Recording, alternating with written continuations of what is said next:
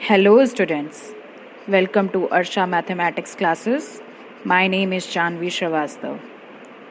आज मैं यहाँ पर कोशिश करूँगी कि गणित को आसान बना सकूँ. So students, maths gonna easy. Let's do something extraordinary. Actually देखा जाए तो maths is a language, the language of science. So here we will learn something about mathematical numbers. So first number is natural numbers. यहाँ पर हम हिंदी व English दोनों में ही पढ़ेंगे. हिंदी में मैं बोलकर समझा दूंगी और इंग्लिश में आपको नोट्स प्रोवाइड हैं. आप वीडियो को पॉज करके अपनी नोटबुक में नोट कर सकते हैं. So सबसे पहले नेचुरल नंबर्स मतलब कि प्राकृतिक संख्याओं के बारे में जानेंगे. तो क्या होते हैं ये numbers? Counting numbers are called natural numbers because they are the first numbers you learn how to count. The set of natural numbers is denoted by n. गिनती की संख्याओं को प्राकृतिक संख्याएं कहा जाता है और ये पहले नंबर होते हैं जिनके द्वारा हम गिनना प्रारंभ करते हैं. इनके समूह को n से प्रदर्शित किया जाता है. एग्जाम्पल के लिए n is equal to 1, 2, 3 and dot dot dot so on. ये डॉट डॉट ये रिप्रेजेंट करता है कि इनका अंत नहीं है, ये इन्फिनिटी तक जाते हैं. होल नंबर्स पूर्ण संख्याएं. Natural numbers including zero are called whole numbers. The set of whole numbers is denoted by W. प्राकृतिक संख्याओं के समूह में यदि जीरो को सम्मिलित कर दिया जाए तो वह पूर्ण संख्याएं बन जाती हैं और इनके समूह को हम W से प्रदर्शित करते हैं. एग्जाम्पल के लिए W is equal to 0, 1, 2, 3 and so on. समझ में आया आपको? चलिए आगे देखते हैं. अगला नंबर है हमारा इंटीजर्स मतलब कि पूर्णांक. Positive and negative counting numbers as well as zero are called integers. The set of integers is denoted by Z. Z के बारे में कुछ इन्फॉर्मेशन इसी पेज में आपको नीचे मिल जाएगी. वैसे तो सारे नंबर्स को उनके फर्स्ट लेटर से ही डिनोट करते हैं लेकिन इंटीजर्स को हम Z से डिनोट करते हैं. देख लीजिएगा नीचे. तो धन और ऋण, यदि गिनती की संख्याओं में धन और ऋण ले लिया जाए तो और उसके साथ जीरो को भी शामिल कर लिया जाए तो वह समूह मिलकर इंटीजर्स मतलब कि पूर्णांकों का समूह बन जाता है. पूर्णांकों के समूह को Z से प्रदर्शित किया जाता है. दूसरे शब्दों में समझेंगे तो in other words we can say that this is the set of all whole numbers plus all the negatives of natural numbers. मतलब कि सभी पूर्ण संख्याओं का समूह और सभी प्राकृतिक संख्याओं के ऋण का समूह. एग्जाम्पल के लिए z is equal to 0 plus minus 1 plus minus 2 plus minus 3 and so on. Integers को नंबर लाइन पर प्रदर्शित करने के लिए आप देख सकते हैं कि एक नंबर लाइन दी हुई है जिसमें मिड में जीरो होता है. जीरो के राइट साइड में पॉजिटिव इंटीजर्स होते हैं और जीरो के लेफ्ट साइड में negative integers. And zero is neither positive nor negative. समझ में आया बच्चा आप लोगों को? चलिए आगे देखते हैं. अगला नंबर है हमारा रेशनल नंबर्स जिन्हें हम कहते हैं परिमेय संख्याएं. क्या होती हैं परिमेय संख्याएं?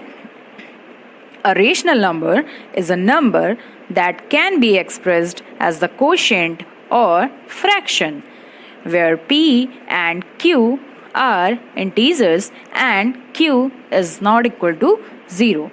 या ये कह सकते हैं कि ऐसी संख्या जिसे हम p अपॉन q एक भिन्न के रूप में प्रदर्शित करें जिसमें p और q पूर्णांक हो लेकिन q कभी भी 0 ना हो.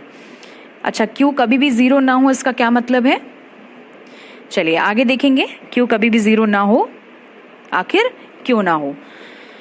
All integers are rational, but the converse is not true. सभी पूर्णांक परमेय संख्याएं होते हैं, लेकिन इसका कन्वर्स मतलब कि सभी परमेय संख्याएं पूर्णांक नहीं हो सकते.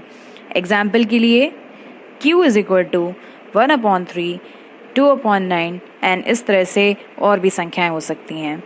The set of natural rational numbers is denoted by q. Q comes from the word quotient.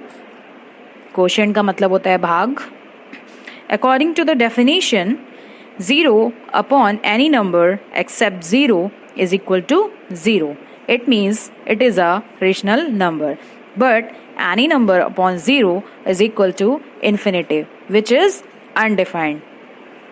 So इसीलिए हम Q को not equal to 0 में रखते हैं कि किसी भी भिन्न का न्यूमरेटर 0 हो सकता है, लेकिन डिनोमिनेटर 0 नहीं हो सकता है. ये हो गए हमारे रेशनल नंबर. रेशनल नंबर्स में हम 3 तरह के नंबर्स और पढ़ेंगे, जो कि हैं fractions, terminating decimal, repeating decimal. Fraction में भिन्न आती हैं, कैसी भी भिन्न हो सकती है वो, बहुत बड़ी भी बहुत छोटी भी, जैसे आपके सामने एग्जाम्पल्स हैं. टर्मिनेटिंग डेसिमल्स में क्या होता है कि डेसिमल का मतलब होता है दशमलव, मतलब कि कोई भी संख्या दशमलव के बाद किसी न किसी अंक पे टर्मिनेट करती है. जैसे कि 53.2 मतलब कि ये 2 पे टर्मिनेट हो गया है, जिसको हम भिन्न की फॉर्म में रिप्रेजेंट कर सकते हैं. तो ये एक प्रकार का रेशनल नंबर है. अब रिपीटिंग डेसिमल के बारे में जानेंगे. तो रिपीटिंग डेसिमल भी रेशनल नंबर के अंतर्गत आते हैं. जैसे 0.333 इज इक्वल टू 0.3 बार, मतलब कि ये 0.333 कंटिन्यू रहता है, इसका एंड नहीं होता, और इसको हम 0.3 बार से रिप्रेजेंट कर देते हैं, जिसे हम 3/9 भी लिख सकते हैं.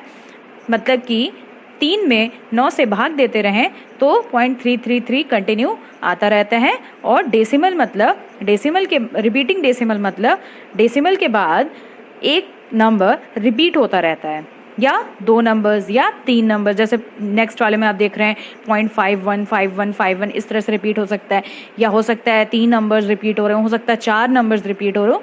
बट ये रिपीटिंग डेसिमल है, तो इसमें नंबर रिपीट ज़रूर होंगे. अब आते हैं हम लोग इर्रेशनल नंबर्स पे. इर्रेशनल नंबर्स क्या होते हैं? Numbers that are not rational are called irrational. मतलब कि वे संख्याएं जो कि परमेय नहीं है, वे अपरमेय संख्याएं होती हैं.